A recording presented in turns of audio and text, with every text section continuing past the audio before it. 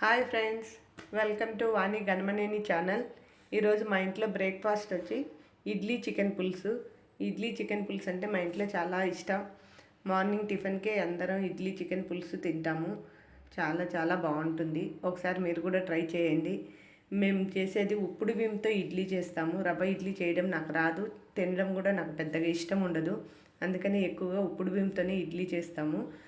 కొంచెం ఈ పిండి కలుపుకునేటప్పుడు కొద్దిగా ఉప్పు, కొంచెం సోడా, కొంచెం వాటర్ వేసి ఒక ఇదిలో క్వాంటిటీలో కలుపుకోవాలి. ఇట్లా జారుడుగా ఉంటే బాగా నీట్గా ఇడ్లీ పొంగుతుంది మంచిగా.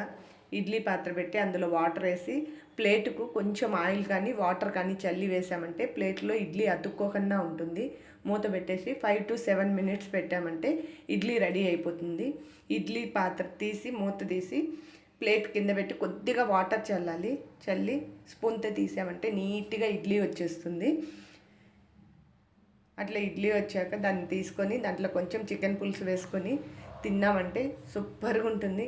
మీరు కూడా ట్రై చేయండి. ఇడ్లీ చికెన్ పులుసు చాలా బాగుంటుంది. దోశ చికెన్ పులుసు కూడా బాగుంటుంది. పూరీ చికెన్ పులుసు కూడా బాగుంటుంది.